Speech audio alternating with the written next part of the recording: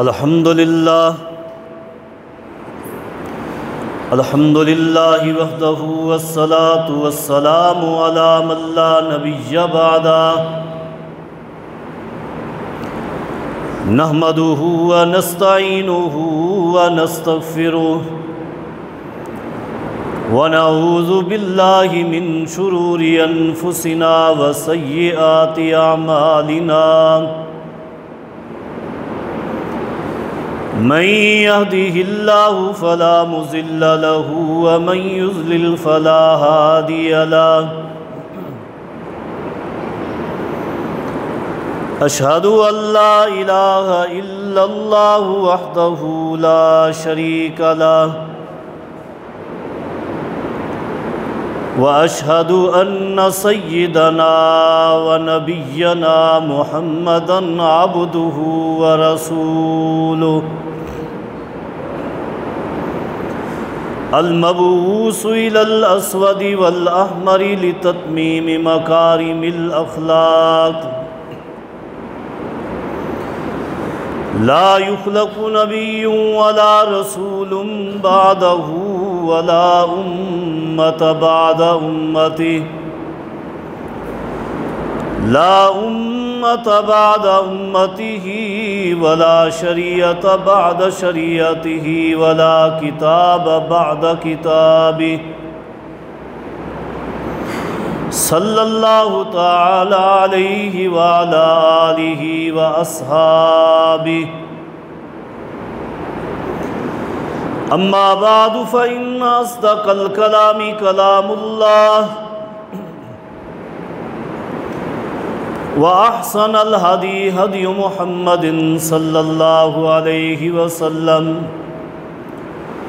وشر الأمور محدثاتها وكل محدثة بدعة وكل بدعة ضلالة وكل ضلالة في النار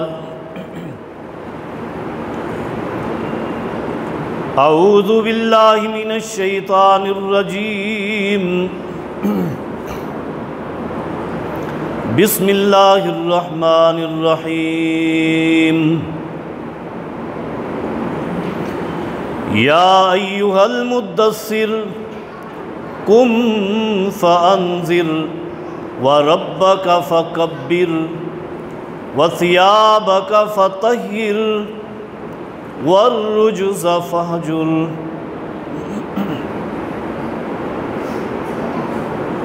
مختصر حمد و ثنا اور درود و سلام کے بعد میں دعا گو ہوں کہ میں نے آپ حضرات کے سامنے قرآن مقدس کا جو حصہ تلاوت کیا ہے اللہ رب کریم مجھے حق گوئی کی توفیق عطا فرمائے۔ اللہ رب کریم سے یہ بھی التجا ہے، اللہ رب کریم مجھے اور آپ جمیع ساتھیوں کو قرآن و حدیث کی صحیح فہم اور اس پر عمل پیرا ہونے کی توفیق عطا فرمائے۔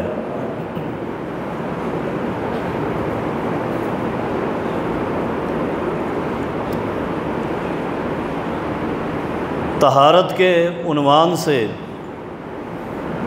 ہماری گفتگو چل رہی تھی۔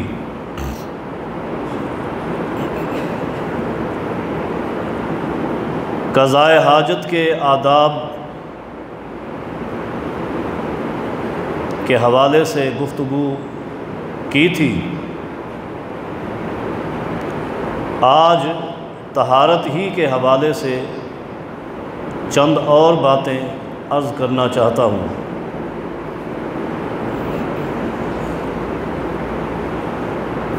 اللہ رب کریم میری اور آپ کی اصلاح فرما دے۔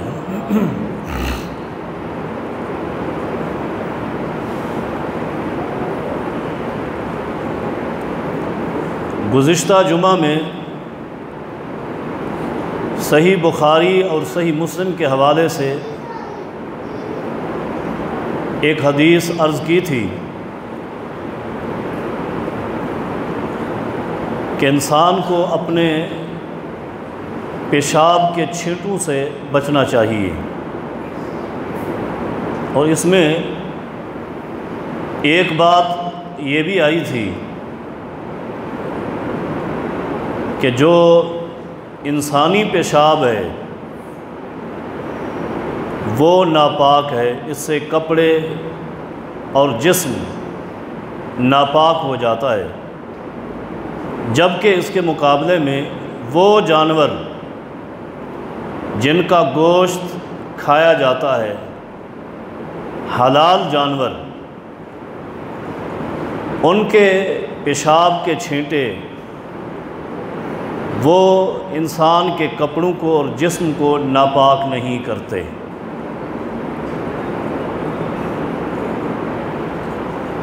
اور اس پر فقہ کے حوالے سے ایک بات بھی ہوئی تھی کہ فقہ میں مأکول اللحم جانور جن کا گوشت کھایا جاتا ہے، حلال ہے، ان کے پیشاب کو بھی ناپاک کہا گیا ہے کہ ان کا پیشاب اگر جسم یا کپڑوں کو لگ جائے تو وہ ناپاک ہو جاتے ہیں۔ اور دلیل کے طور پر فقہ میں خصوصاً ہدایہ میں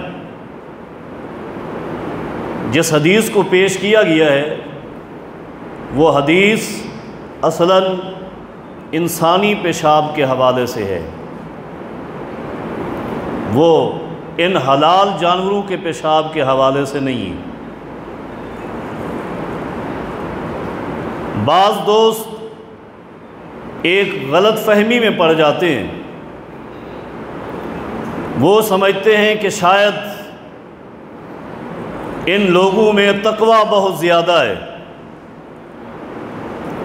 کہ انسانی پیشاب کے ساتھ ساتھ یہ لوگ ان حلال جانوروں کے پیشاب سے بھی بچنے کا حکم دیتے ہیں۔ لوگ اس دھوکے میں آ جاتے ہیں کہ یہ تقویٰ کی بنیاد پر کہتے ہیں کہ تقویٰ یہ ہے کہ حلال جانور کے پیشاب کے چھینٹوں سے بھی بچا جائے۔ جی ہاں، جہاں تک یہ تقویٰ ہے وہ بھی میں آپ کے سامنے رکھ دیتا ہوں، یہ کوئی تقویٰ نہیں ہے۔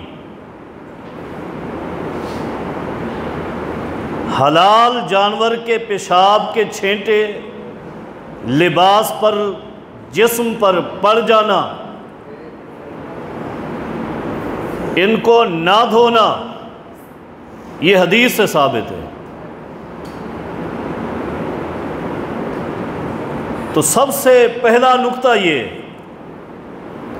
اللہ تعالیٰ کی پوری مخلوق میں سب سے بڑے متقی محمد الرسول اللہ تھے صلی اللہ علیہ وسلم۔ اگر یہ تقویٰ ہوتا تو ان جانوروں کے پیشاب کے چھینٹوں سے بچنے کا حکم یقیناً محمد الرسول اللہ دیتے صلی اللہ علیہ وسلم۔ جو تقویٰ تھا اس کا حکم آپ نے دے دیا۔ اور جن ساتھیوں کو یہ غلطی لگتی ہے کہ شاید ان فقیہوں نے تقویٰ کی بنیاد پر ان جانوروں کے پیشاب سے بھی بچنے کا حکم دیا ہے، وہ تقویٰ بھی میں واضح کر دیتا ہوں۔ وہ تقویٰ یہ ہے، یہی فقہ کی معروف کتاب ہدایہ، اسی میں لکھا ہے کہ اگر انسان کے جسم کو یا انسان کے کپڑوں کو 1 درہم کے برابر گندگی لگ جائے، 1 درہم سکہ، آپ جانتے ہیں درہم کتنا سا ہوتا ہے، وہ پہلے زمانے میں جو چاندی کے سکے ہوتے تھے، جیسے آج سے کچھ عرصہ پہلے 1 روپے کا 2 روپے کا سکہ ہوتے،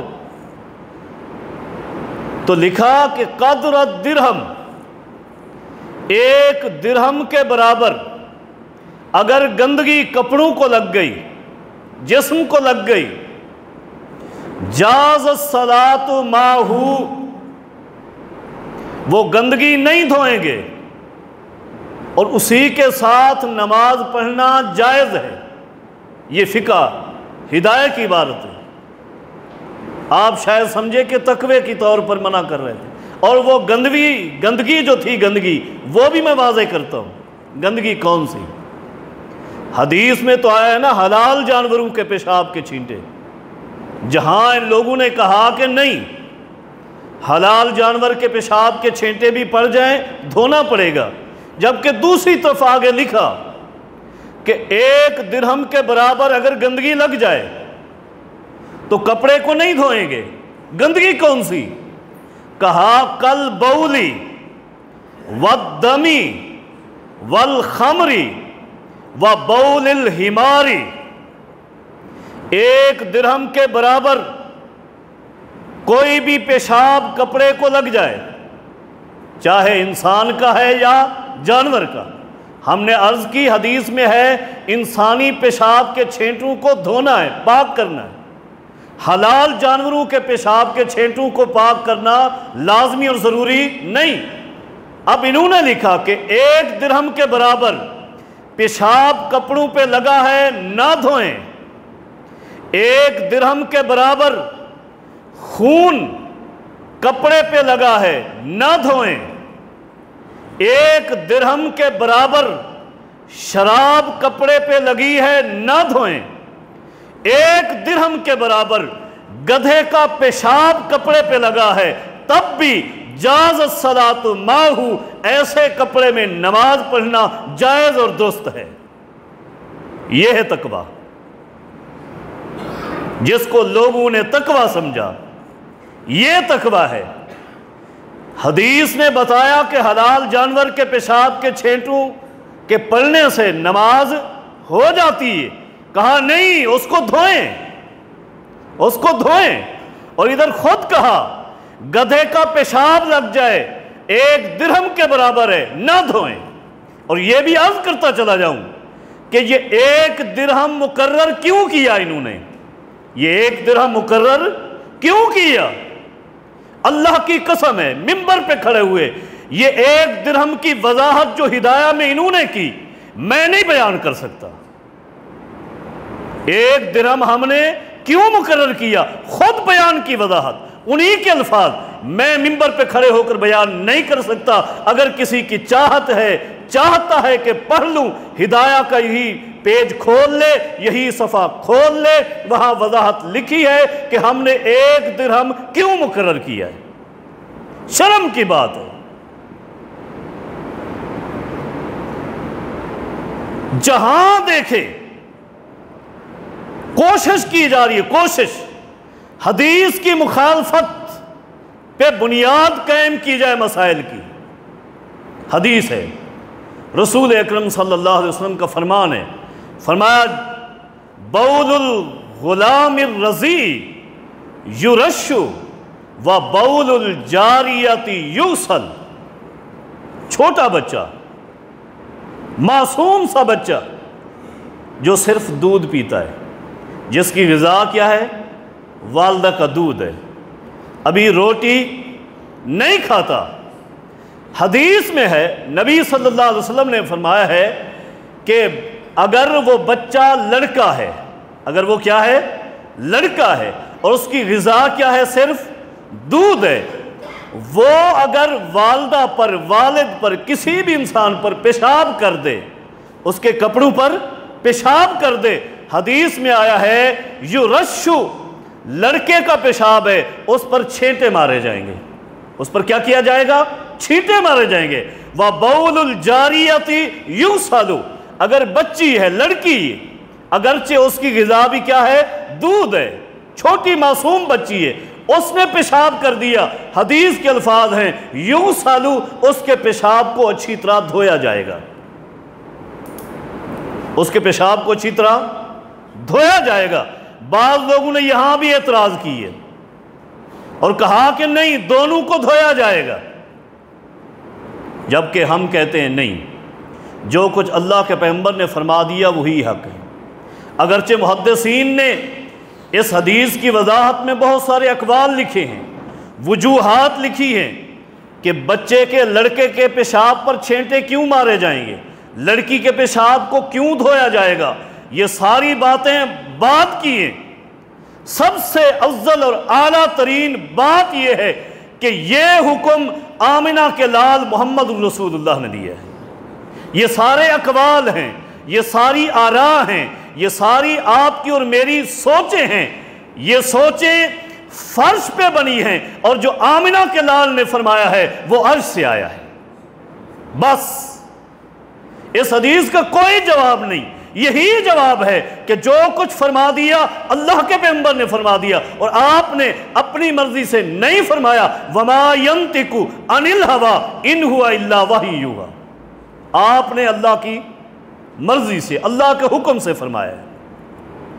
لہذا پیشاب کا جہاں تک حکم ہے، اگر بچہ ہے اور عمر یہ ہے تو اس کا حکم یہ ہے کہ لڑکے کے پیشاب پر چھینٹے مارے جائیں گے اور لڑکی کے پیشاب کو دھویا جائے گا، اور جب اس سے عمر بڑھ جائے تو سب کے لیے ایک ہی حکم ہے کہ پیشاب کو دھویا جائے گا، انسانی پیشاب کو دھویا جائے گا، جسم بھی ناپاک ہو جائے گا، کپڑے بھی ناپاک ہو جائیں گے، جبکہ وہ جانور جن کا گوشت حلال ہے ان کے پیشاب کے چھینٹے جسم پہ پڑ جائیں، کپڑوں پہ پڑ جائیں، وہ ناپاک نہیں ہوتے۔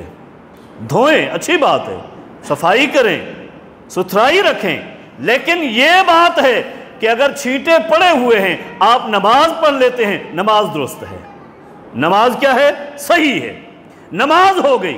حتیٰ کہ حلال جانوروں کی گوبر اور ان کی لد کپڑوں پہ لگی ہوئی ہے، نماز پڑھ لی، نماز درست ہے، نماز کیا ہے؟ درست ہے۔ جان بوجھ کر پڑھ لی تب بھی نماز درست ہے، تب بھی نماز درست ہے۔ حوالہ دوں گا صحیح بخاری کی حدیث، بڑی طویل حدیث ہے، اختصار کے ساتھ اشارہ کروں گا۔ نبی علیہ السلام ابھی مکہ المکرمہ میں، آپ نے ہجرت نہیں کی، مکہ میں بیت اللہ میں نبی علیہ السلام نماز پڑھ رہے ہیں، اور ادھر دشمنان اسلام بیٹھے ہوئے۔ ایک شخص نے کہا کہ کون ایسا ہے جو فلاں جگہ جا کر اونٹ کی اوجڑی لے آئے، اور جب محمد سجدے میں جائیں صلی اللہ علیہ وسلم تو ان کی پشت پر رکھ دے۔ یہ کہنے والا صحیح بخاری کے الفاظ ہیں ابو جہل تھا، لعنت اللہ علیہ۔ یہ کہا گیا فوراً، حدیث کے الفاظ ہیں اذ امباسا اشکل قوم، اس پوری جماعت میں سب سے بدترین شخص اٹھا اور وہ اونٹ کی اوجڑی لے کر آ گیا، اور نبی علیہ السلام کا انتظار کیا۔ اور یہ بدترین شخص کون تھا؟ صحیح بخاری کے الفاظ ہیں یہ عقبہ بن ابی معیط تھا۔ یہ اونٹ کی اوجڑی لے کر آیا، اوجڑی بھری ہوئی ہے، لے کر آ گیا، انتظار کی۔ جب نبی علیہ السلام سجدے میں چلے گئے، اس نے آپ کی پشت پر وہ اوجڑی رکھ دی۔ اس حدیث کے راوی سیدنا عبداللہ بن مسعود ہیں رضی اللہ تعالیٰ عنہ، رو کر بیان کرتے تھے، فرماتے لوگوں میرے پاس اس وقت یہ طاقت نہیں تھی کہ میں ان لوگوں کو روک سکوں، میں دیکھ رہا تھا لیکن روکنے کی طاقت نہیں تھی۔ اوجڑی رکھ دی، نبی علیہ السلام سجدے میں ہیں، صحیح بخاری کے الفاظ ہیں یہ دشمنان اسلام، یہ لعنتی لوگ خوش ہو رہے ہیں اور ہنس ہنس کے، حدیث کے الفاظ ہیں ایک دوسرے پہ گر رہے۔ اچانک جاءت فاطمہ بنت رسول اللہ صلی اللہ علیہ وسلم تسعى، نبی علیہ السلام کی بیٹی سیدہ فاطمہ جو چھوٹی سی بچی تھی، دیکھا ابو کی کیفیت کیا ہے، دوڑتی ہوئی آئی، دوڑتی ہوئی آئی اور اس اوجڑی کو کھینچا، نبی علیہ السلام کی پشت مبارک سے ہٹا دیا۔ نبی علیہ السلام سجدے سے اٹھے، نماز کا بقیہ حصہ مکمل کیا، سلام پھیرا، صحیح بخاری کے الفاظ ہیں۔ سلام پھیرنے کے بعد نبی علیہ السلام نے پیچھے مڑ کر دیکھا، یہ 7 بدبخت وہاں کھڑے ہوئے اور ہنس رہے ہیں۔ کون؟ ابو جہل، عقبہ بن ابی معیط، عتبہ بن ربیعہ، شیبہ بن ربیعہ، ولید بن عتبہ، امیہ بن خلف، عمارہ بن ولید، یہ 7 لوگ وہاں کھڑے ہوئے۔ نبی علیہ الصلوۃ والسلام نے ان ساتوں کو دیکھ لیا، دیکھنے کے بعد دوبارہ اپنا چہرہ بیت اللہ کی طرف کر لیا اور اللہ کے حضور التجا کی، اللہم علیک بقریش، اللہم علیک بابی جہل، اللہم علیک بعقبۃ بن ابی معیط۔ نام لے لے کر، صحیح بخاری کے الفاظ ہیں، ان ساتوں کے نام لے کر نبی علیہ الصلوۃ والسلام نے بد دعا فرمائی، ساتوں کے نام لے کر بد دعا فرمائی۔ عبداللہ ابن مسعود فرماتے ہیں میں نے دیکھا جو تھوڑی دیر پہلے مسکرا رہے تھے، ان ساتوں کے ساتوں کا منہ بند ہو گیا، پریشان ہو گئے۔ ان کو یقین تھا کہ اس کی دعا بھی اللہ قبول کرتا ہے، اور جس جگہ یہ دعا کر رہا ہے اس جگہ بھی دعا قبول ہوتی ہے۔ دعا کی، دعا کرنے کے بعد نبی علیہ الصلوۃ والسلام چلے گئے۔ سیدنا عبداللہ بن مسعود فرماتے ہیں، صحیح بخاری کے الفاظ، والذی نفسی بیدی، لوگو اس ذات کی قسم جس کے ہاتھ میں عبداللہ ابن مسعود کی جان ہے، لقد رأیت الذین عبد رسول اللہ صلی اللہ علیہ وسلم، اللہ کی قسم ہے میں نے جنگ بدر کے دن ان ساتوں کو دیکھا تھا، سرعا فی القلیب قلیب بدر، یہ ساتوں وہاں مقتول ہوئے، مرے، اور ان ساتوں کی لاش کو کنویں کے اندر، بدر کے کنویں کے اندر پھینکا گیا۔ نبی علیہ الصلوۃ والسلام اس کنویں کے دہانے پہ کھڑے ہو کر ان سے گفتگو کر رہے تھے۔ جن کے لیے نبی علیہ الصلوۃ والسلام نے بد دعا کی، یہ سارے بدر میں مقتول ہوئے، یہ سارے لعنتی جہنم واصل ہوئے۔ یہ بات لمبی ہو جائے گی، اصل بات کرنے کی یہ تھی کہ نبی علیہ الصلوۃ والسلام نماز پڑھ رہے تھے، آپ کی پشت مبارک پر اونٹ کی اوجڑی رکھی گئی۔ اگر اس اوجڑی کے اندر یہ ناپاکی ہوتی، اتنا ناپاک ہوتی، وضو ٹوٹ جاتا، کپڑے ناپاک ہو جاتے، جو ہی اوجڑی ہٹائی گئی نبی علیہ الصلوۃ والسلام نماز ختم کر دیتے، نماز کو دوبارہ پڑھتے وضو کے ساتھ۔ نبی علیہ الصلوۃ والسلام نے اسی حالت میں نماز کو مکمل کیا اور اس نماز کو دوبارہ نہیں پڑھا۔ دلیل ہے کہ حلال جانوروں کا پیشاب اور پخانہ اگر کپڑوں کو لگ جائے تو کپڑے ناپاک نہیں ہوا کرتے، کپڑے ناپاک نہیں ہوا کرتے، انسانی پیشاب اور پخانے سے ناپاک ہو جاتے ہیں۔ اور انہیں دوسری بات لکھی، دم، خون، خون، انسانی خون، یاد رکھیے گا، انسانی خون جسم اور کپڑے کو ناپاک نہیں کرتا۔ یہ ایک غلط سوچ بنی ہوئی ہے، لوگوں نے سمجھا ہے کہ انسان کا گوشت کھانا حرام ہے۔ انسان کا گوشت کھانا کیا ہے؟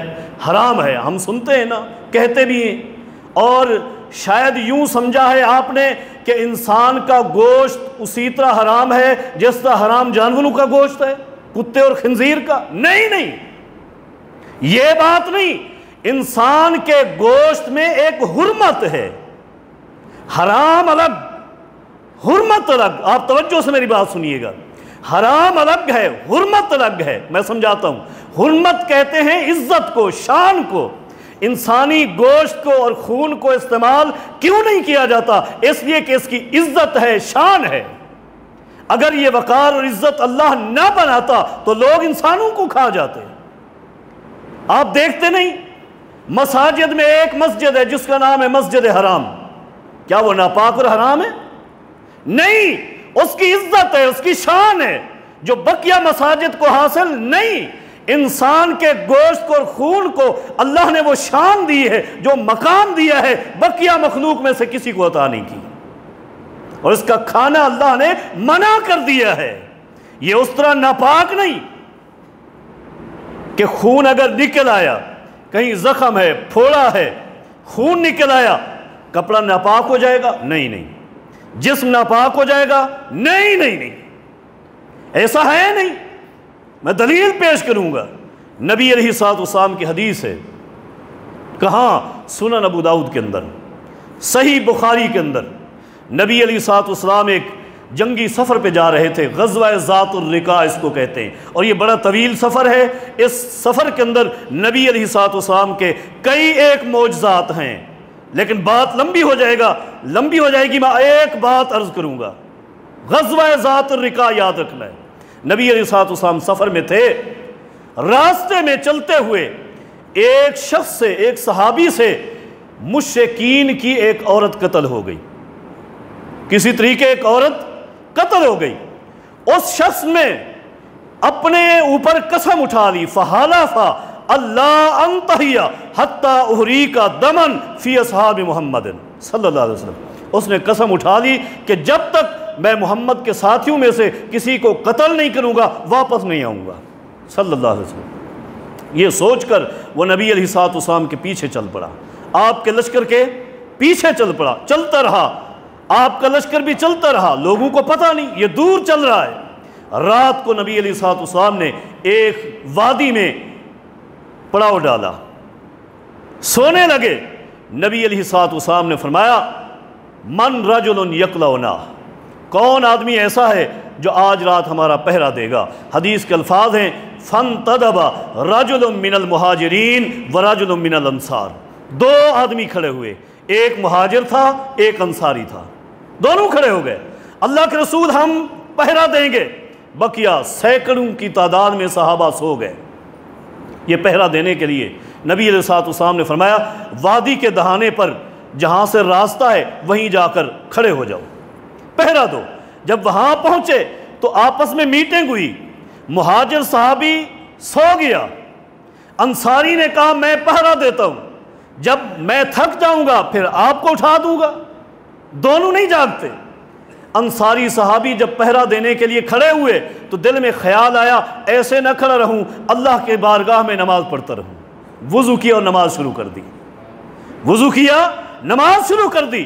پیچھے وہ مشرک تلاش میں نکلا ہوا تھا، وہاں پہنچا، دیکھا صحابی نماز پڑھ رہا ہے، موقع مل گیا، دور سے بیٹھے ہوئے، حدیث کے الفاظ ہیں وَرَمَا بِسَہْمٍ، اس نے صحابی کو ایک تیر مارا، صحابی کو تیر مارا، نماز کی حالت میں صحابی کو تیر لگا، جس میں پیوست ہو گیا، صحابی نے نماز کی حالت میں تیر کو کھینچا، دور پھینک دیا، نماز پڑھتے رہے۔ اس نے دوسرا تیر مارا، کھینچ کے پھینک دیا، تیسرا تیر مارا، کھینچ کے پھینک دیا، لہو لہان ہو گئے، کپڑے خون میں آلود ہیں، جسم پہ خون ہے، نماز پڑھ رہے ہیں۔ جلدی سے نماز ختم کی، نماز مکمل کی، نماز مکمل کرنے کے بعد جلدی سے چلے اپنے مہاجر بھائی کے پاس، وہ اٹھے پریشان ہو گئے کہ یہ کیا ہوا؟ بتایا کہ اس طرح تیر لگے، آپ کو پہلا تیر لگا تھا، مجھے اٹھا دیتے، نماز چھوڑ دیتے، کیوں ایسا نہیں کیا؟ قربان جائیں صحابہ کے ایمان پر، قربان جائیں، قربان جائیں۔ صحابی، اس انصاری صحابی نے کیا کہا؟ اصل بات یہ تھی میں قرآن کریم کی ایک ایسی صورت شروع کر چکا تھا جس کو ختم کرنا، درمیان میں چھوڑنا میرا ایمان نہیں چاہتا تھا، میرا دل نہیں چاہتا تھا کہ اس صورت کو درمیان میں چھوڑ دوں، رکعت مکمل کروں۔ وہ صورت کون سی تھی؟ حدیث کے الفاظ ہیں وہ صورت سورہ کہف تھی، سورہ کہف تھی، جس سے آج ہمیں محبت نہیں اور جمعہ کے دن ہم اس کی تلاوت نہیں کرتے۔ نماز میں پڑھ رہا ہے، تیر لگ رہے ہیں، کھینچ کھینچ کے پھینک رہا ہے، نماز مکمل کی۔ اللہ اکبر، خون آلود اس جسم کے ساتھ، کپڑوں کے ساتھ نماز پڑھی ہے۔ نبی علیہ الصلوۃ والسلام کو پتہ چلا ہے، نبی علیہ الصلوۃ والسلام نے نماز دہرانے کا حکم نہیں دیا، نبی علیہ الصلوۃ والسلام نے نماز دہرانے کا حکم نہیں دیا۔ کیا پتہ چلا؟ پتہ یہ چلا کہ انسانی خون اگر جسم سے بہہ کر کہیں چلا بھی جائے، انسانی جسم سوائے سبیلین کے، سبیلین دو راستے جہاں سے پیشاب اور پخانہ ہوتا ہے، وہاں سے جو چیز بھی خارج ہو وہ ناپاک کر دیتی ہے، وضو توڑ دیتی ہے، ان کے علاوہ کہیں اور سے خون نکلتا رہے وضو نہیں ٹوٹتا، جسم ناپاک نہیں ہوتا، کپڑا ناپاک نہیں ہوتا، صاف اور ستھرا رکھنے کے لیے دھونا چاہیے، ناپاک نہیں ہوتا۔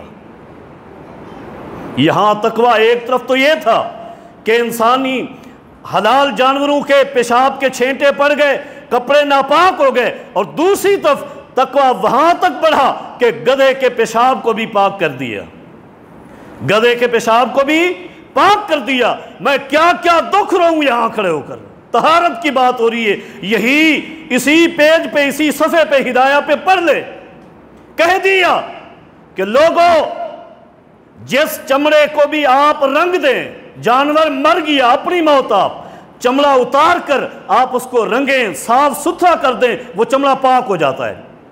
کون کون سا؟ ایک بات عرض کر کے آگے چلتا ہوں، کہا اگر کتے کے چمڑے کو بھی آپ رنگ دیں وہ بھی پاک ہو جائے گا، اور خوش ہو کر کہا یہ ہم نے دلیل دے دی ہے امام شافعی کی مخالفت میں۔ امام شافعی کی مخالفت کرتے کرتے کتے کے چمڑے کو پاک کر دیا، ناپاک کرنے پہ آئے حلال جانور اونٹ اور بکری کے پیشاب کو ناپاک کر دیا، اور پاک کرنے پہ آئے تو کتے کے چمڑے کو بھی پاک کر دیا، پاک ہو گیا ہے، اس کا مصلی بنا کر آپ نماز پڑھ سکتے ہیں۔ یہ پاک ہے، یہ دین ہے، یہ دین نہیں، اصل میں یہ حدیث رسول سے دشمنی ہے، کوئی تقوی نہیں، کوئی تقوی نہیں، دشمنی ہے حدیث رسول سے۔ آپ چیک کر لیں، نوٹ فرما لیں، نبی علیہ السلام کا ایک اور فرمان، کیا فرماتے ہیں نبی علیہ السلام؟ نبی علیہ السلام فرماتے ہیں، اللہ اکبر، یہاں ایک اور بات بھی یاد آ گئی، یہاں جو گندگی کے حوالے سے، جسم کے حوالے سے بات ہو رہی تھی، یہاں ایک بات اور بھی یاد آئی ہے کہ اسی ایک حدیث کے اندر یہ بھی ہے کہ نبی علیہ السلام جوتے پہن کر نماز پڑھ رہے تھے، درمیان میں آپ نے جوتے اتار کر رکھ دیے تھے، یہ معروف حدیث ہے۔ بعد میں صحابہ کرام نے بھی جوتے اتار دیے، نبی علیہ السلام نے سلام پھیرنے کے بعد فرمایا کہ آپ نے جوتے کیوں اتارے؟ عرض کی اللہ کے رسول اور کوئی وجہ نہیں تھی، آپ نے جوتے اتار دیے، ہم نے بھی جوتے اتار دیے، قربان جائیں، یہ ایمان ہے، اس کو ایمان کہتے ہیں۔ ایمان اس کو نہیں کہتے کہ اللہ کے پیغمبر نے فرما دیا ٹھیک ہے لیکن ہم اس کو سمجھنے کی کوشش کریں گے، نہیں، ایمان یہ ہے پیغمبر نے عمل کیا بس کر دیں، پیغمبر نے فرما دیا بس عمل کریں۔ اللہ کے پیغمبر فرماتے ہیں میرے پاس تو جبریل آئے تھے اور انہوں نے بتایا تھا کہ آپ کے جوتوں کے نیچے تلوے پر گندگی لگی ہوئی ہے، میں نے جوتے اتار دیے تھے، آپ نے جوتے کیوں اتار دیے؟ ساتھ ہی نبی علیہ السلام فرماتے ہیں اذا جاء احدکم المسجد، جب تم میں سے کوئی مسجد میں آئے تو اپنے فلینظر الی نعلیہ، اپنے جوتوں کی طرف دیکھ لیا کرو، کچی مسجد ہو، یہ نہیں کچی مسجد ہے، جوتوں کی طرف دیکھ لو، اور جوتوں کے ساتھ نماز پڑھنی ہو دیکھ لیا کرو ان کے تلووں کو، اگر گندگی لگی ہو فَلْيَمْسَحْ بِالتُّرَابِ، زمین پر رگڑ لو، جوتا پاک ہو جائے گا۔ اب جوتے کو پاک کرنے کا طریقہ حدیث نے کیا بتایا ہے؟ زمین پر رگڑ لیں وہ پاک ہو جائے گا۔ صحابیات نبی علیہ السلام سے فرمایا کرتی تھیں اللہ کے رسول ہم نماز پڑھنے کے لیے مسجد میں آتی ہیں، آپ نے حکم دیا ہے کہ لمبی چادر اوڑھنی لے کر آیا کرو جو پاؤں سے بھی نیچے لٹکی ہوئی ہو، راستے میں گندگی ہوتی ہے، چادر گندی ہو جاتی ہے، ہماری پردے کی چادر گندی ہو جاتی ہے، اوپر کر لیں تھوڑا سا، ٹخنوں سے اوپر ہو جائے، قربان جائیں عورت کا کتنا پردہ ہے۔ نبی علیہ السلام فرماتے ہیں ٹخنوں سے اوپر نہ کرو، گندگی لگے گی ٹھیک ہے لیکن آگے آ کر زمین صاف بھی ہوگی، جب یہ دوپٹہ یہ اوڑھنی اس صاف زمین پہ لگے گی تو یہ پاک ہو جائے گی، یہ کیا ہو جائے گی؟ پاک ہو جائے گی، آپ کا پردہ ختم نہیں ہو سکتا، آپ کا پردہ ختم نہیں ہو سکتا۔ تو میں یہ عرض کر رہا تھا کہ نبی علیہ السلام کی حدیث، ایک اور حدیث نبی علیہ السلام کا فرمان ہے کہ طہور اناء احدکم اذا ولغ فیہ القلب فَلْيَغْسِلْهُ 7 مرات أُولَاهُنَّ بِالتُّرَابِ، اگر برتن کیا ہو جائے؟ ناپاک ہو جائے، برتن کیا ہو جائے؟ ناپاک ہو جائے۔ کیسے ناپاک ہو؟ فرمایا اگر برتن کو کتا چاٹ لے، کتا ناپاک کر لے برتن کو تو پھر اس کو پاک کیسے کریں گے؟ عمومی طور پر اگر برتن ناپاک ہو جائے تو ویسے دھونے سے پاک ہو جاتا ہے، 3 مرتبہ شریعت نے کہا دھوئیں پاک ہو جائے گا، لیکن کتے کے لیے نبی علیہ السلام نے الگ حکم دیا ہے، فرمایا فَلْيَغْسِلْهُ 7 مرات، اس کو 7 مرتبہ دھوئیں پھر پاک ہوگا، پاک ہو جائے گا؟ نہیں، فرمایا أُولَاهُنَّ أَوْ أُخْرَاهُنَّ بِالتُّرَابِ، پہلی مرتبہ یا آخری مرتبہ مٹی کے ساتھ بھی ضرور اس کو مانجو تب پاک ہوگا۔ یہاں علماء نے، محدثین نے، جدید دور کے سائنسدانوں نے سرچ کیے اور لکھا ہے کہ کتے کے جراثیم اتنا ہیں کہ اس سے 1 مرتبہ بھی اگر کم دھوئیں گے تو برتن پاک نہیں ہوگا، لیکن میں اس بحث میں نہیں جاتا، میں اس بحث میں نہیں جاتا۔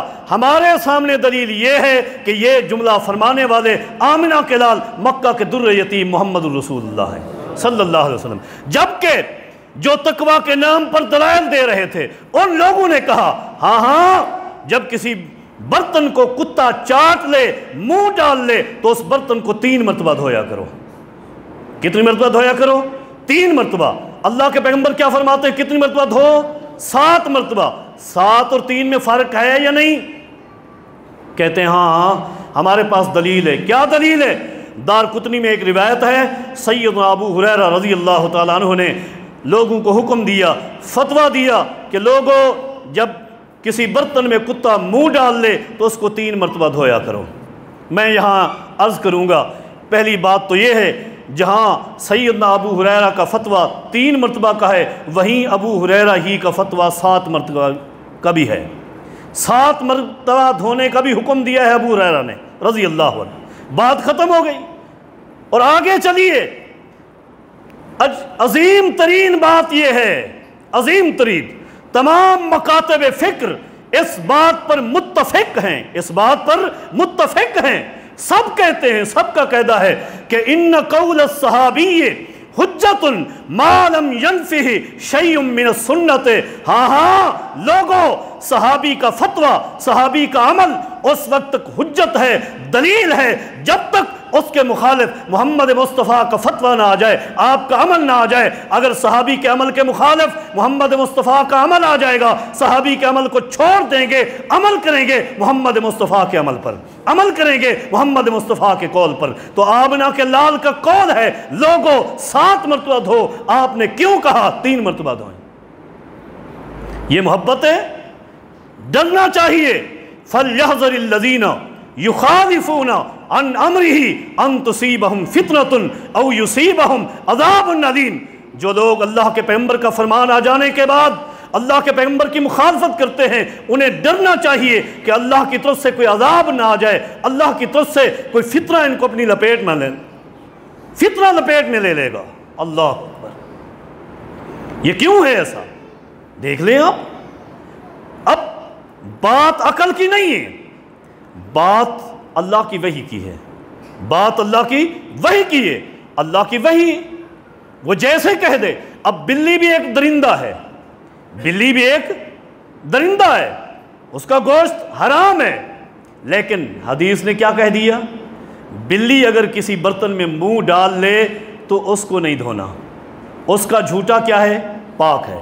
نبی علیہ الصلوۃ والسلام کے صحابی ہیں سیدنا ابو قتادہ رضی اللہ تعالیٰ عنہ، اپنے بیٹے کے گھر جاتے ہیں، بہو نے وضو کے لیے پانی رکھا، سسر کے لیے پانی لے کر رکھا تاکہ وضو کریں۔ جو ہی ابو قتادہ رضی اللہ عنہ وضو کرنے لگے، دوڑتی ہوئی ایک بلی آ گئی، پیاس لگی ہوئی تھی، برتن سے پانی پینا شروع کر دیا۔ ابو قتادہ رضی اللہ تعالیٰ نے برتن کو ٹیڑھا کر دیا، وہ بلی پانی پیتی رہی، جب سیراب ہو گئی وہ ہٹ کے بیٹھ گئی۔ ابو قتادہ رضی اللہ تعالیٰ نے اسی پانی سے وضو کرنا شروع کر دیا، اسی پانی سے وضو کرنا شروع کر دیا۔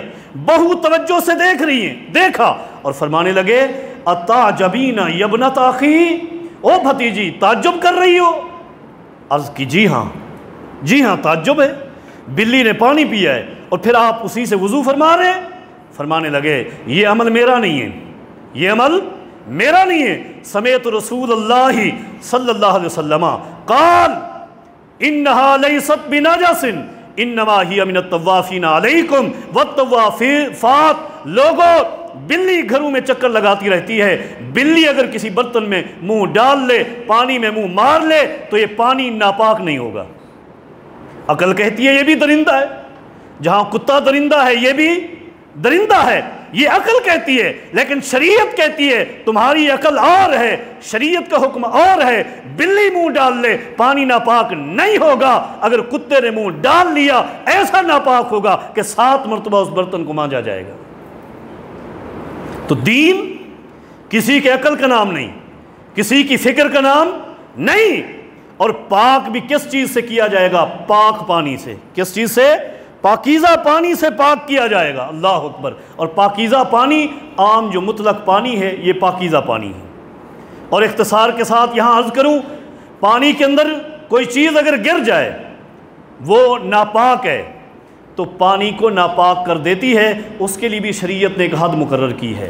اذا کان الماء قلتین لم يحمل الخبث، حدیث کے الفاظ ہیں کہ جب پانی 2 کلے ہو اور اس میں کوئی گندگی گر جائے اور وہ گندگی اس پانی کے اندر 3 قسم کی تبدیلی نہ لائے تو وہ پانی پاک رہتا ہے۔ 3 قسم کی تبدیلی کیا ہے؟ اس کا رنگ تبدیل نہ ہو، اس پانی کا ذائقہ تبدیل نہ ہو، اس کی بو تبدیل نہ ہو، اور 2 کلے مختصراً عرض کر دیتا ہوں، اس کا وزن تقریباً 5.5 من بنتا ہے۔ کتنی؟ 5.5 من اگر پانی ہے اور کوئی تھوڑی سی گندی چیز گر گئی جس سے کوئی تبدیلی نہیں آئی، 5.5 من یا اس سے زیادہ پانی ہے تو وہ پانی گندا نہیں ہوگا۔ اگر اس سے کم ہے تو گندگی گرتے ہی فوراً کیا ہو جائے گا؟ گندا ہو جائے گا، وہ پانی کیا ہو جائے گا؟ ناپاک ہو جائے گا۔ اور یہاں اختصار کے ساتھ ایک نقطہ عرض کر کے بات ختم کروں گا، فقہ نے اس کے لیے ایک اور حد مقرر کی ہے۔ ہدایہ شریف کہا کہ پانی کے پاک اور ناپاک ہونے کے لیے ہمارے ہاں مقدار یہ ہے کہ غدیر العظیم ایک بہت بڑا تالاب ہو، ایک بہت بڑا کیا ہو؟ تالاب ہو۔ میں یہ عبارت دکھا سکتا ہوں، اور ایسا تالاب ہو کہ اذا لا يتحرك بأحد الطرفيه اذا تحرك الى جانب الآخر، ایسا بڑا تالاب ہو کہ جس کے ایک طرف سے اگر پانی کو حرکت دی جائے تو حرکت کی لہریں دوسری طرف تک نہ پہنچ سکیں، تب اگر گندگی گری تو وہ پانی ناپاک نہیں ہوگا۔ اگر وہ لہریں پہنچ گئیں دوسری طرف، فقہ میں لکھا، ہدایہ میں، وہ پانی کیا ہو جائے گا؟ ناپاک ہو جائے گا۔ آگے ایک لطیفے اور نکتے کی بات سن کر بات ختم۔ اب حرکت کس چیز سے دیں؟ پانی کی لہریں کیسے جائیں؟ غور سے، توجہ سے ایک ایک جملہ سننا ہے آپ نے۔ اب یہاں 4 موقف بیان کیے۔ سب سے پہلا موقف امام ابو حنیفہ رحمۃ اللہ علیہ، آپ سب کہیں رحمۃ اللہ علیہ، فرماتے ہیں کہ امام صاحب فرماتے ہیں یتحرک بالاغتسال، اس تالاب کے ایک جانب کھڑے ہو کر ایک بندہ نہائے، غسل کرے، غسل کرنے سے، نہانے سے جو پانی ہلے گا، یہ ہلتے ہلتے اگر دوسرے کنارے تک اس کا ہلنا پہنچ گیا تو اس تھوڑی سی گندگی سے بھی یہ پانی کیا ہو گیا؟ ناپاک ہو گیا۔ اگر نہ پہنچا تو پاک ہے، پھر کیا ہے؟ پاک ہے۔ امام ابو حنیفہ رحمہ اللہ کے عظیم ترین شاگرد ہیں، معروف شاگرد امام ابو یوسف رحمہ اللہ، وہ فرماتے ہیں نہیں، وہ کیا فرماتے ہیں؟ نہیں، اتنا بڑا تالاب ہو جس کے ایک کونے میں بیٹھ کر ہاتھ سے یوں پانی کو ہلائیں، اگر یہ ہلتا ہوا دوسری حد تک پہنچا تو ناپاک ہے، نہ پہنچا تو پاک ہے۔ امام صاحب کے دوسرے شاگرد ہیں امام محمد بن حسن الشیبانی، نام یاد رکھنا، وہ فرماتے ہیں نہیں، یہ بات بھی غلط۔ وہ فرماتے ہیں کہ ایک کونے میں بیٹھ کر وضو کریں، اور وضو سے ہلتا ہوا پانی اگر وہاں تک پہنچا تو ناپاک ہے، نہ پہنچا تو پاک ہے۔ یہ کن کے موقف ہیں؟ 3 بڑے ائمہ کے۔ کن کے موقف ہیں؟ 3 بڑے ائمہ کے۔ میں نے کہا توجہ کریں گے آپ، توجہ ہے سب کی۔ میں یہاں نکتہ سمجھاتا ہوں، روزانہ تانا دیا جاتا ہے مقلد اور غیر مقلد کا۔ آج میں سمجھاتا ہوں کہ مقلد کون ہے اور غیر مقلد کون ہے، مقلد کون ہے اور غیر مقلد کون ہے۔ پہلا نکتہ یہ ہے کہ مقلد کا متضاد غیر مقلد نہیں ہے۔ کبھی آپ نے سنا ہے کہ رات کا متضاد غیر رات ہو؟ نہیں، رات کا متضاد دن ہوتا ہے، پھول کا متضاد کانٹا ہوتا ہے، یہ غیر پھول نہیں ہوتا، یہ متضاد بنتا ہی نہیں۔ اس لیے مقلد کا متضاد متبع ہے اور محقق ہے، ٹھیک ہے، غیر مقلد نہیں ہے۔ غیر مقلد وہ انسان ہوتا ہے جو ہمیشہ تقلید کرتا ہو اور کسی ایک مسئلے میں اپنے دل کی چاہت سے اس امام کی تقلید چھوڑ دے، اس وقت وہ غیر مقلد بن جاتا ہے۔ اس وقت کیا بن جاتا ہے؟ غیر مقلد بن جاتا ہے۔ آپ نے 3 ائمہ کے موقف سن لیے، ایک نے کہا غسل کریں، دوسرے نے کہا پانی سے حرکت دیں، اور تیسرے نے کیا کہا؟ وضو کریں۔ اب فرمایا نہیں، ہمارے علماء کو یہ تینوں باتیں پسند نہیں آئیں۔ جو بعد میں ہمارے علماء احناف آئے ہیں ان کو تینوں باتیں پسند نہیں آئیں۔ انہوں نے کہا تالاب اتنا بڑا ہو، یہ ہاتھ ہے نا، ہاتھ، یہ بازو، 10 ہاتھ لمبائی ہو، 10 ہاتھ چوڑائی ہو، 1 ہاتھ گہرائی ہو، اتنا بڑا تالاب ہو، اس میں اگر گندگی گر جائے وہ ناپاک نہیں ہوگا۔ اور آگے سنیں، فرماتے ہیں وَعَلَيْهِ الْفَتْوَى، ہماری پوری برادری کا فتویٰ اسی پر ہے۔ ہم نے امام ابو حنیفہ کی بات نہیں مانی، ابو یوسف رحمہ اللہ کی بات نہیں مانی، امام محمد کی بات نہیں مانی، رحمہم اللہ، تینوں کی بات کو ترک کر کے ہم نے فتویٰ مانا بعد میں آنے والے مولویوں کا۔ تو پھر یہ عبارت بھی آپ دوبارہ پڑھ لیں جو آپ پڑھتے ہیں کہ من رد لعنت اعداد رمل علی من رد قول ابی حنیفہ، کہ لوگوں جس نے امام ابو حنیفہ رحمہ اللہ کے ایک قول کو ترک کر دیا، اس پر اللہ کے لانتے ہوں کتنی دنیا میں موجود ریت کے تمام ذرات کے برابر۔ یہ بھی آپ نے کہا ہے۔ پھر آپ سوچ لیں آپ کیا کہہ رہے ہیں اور کیا کر رہے ہیں۔ آپ کا حق تھا جو امام صاحب نے فرما دیا وہی مان لیتے، آپ نے امام صاحب کی ٹھکرا دی، امام ابو یوسف کی ٹھکرا دی، امام محمد بن حسن کی ٹھکرا دی رحمہم اللہ، اور مان لی بعد میں آنے والے مولویوں کی۔ تو مان لیجئے آپ اس مسئلے میں ان تینوں کے غیر مقلد ہیں اور مقلد ہیں بعد میں آنے والے مولویوں کے۔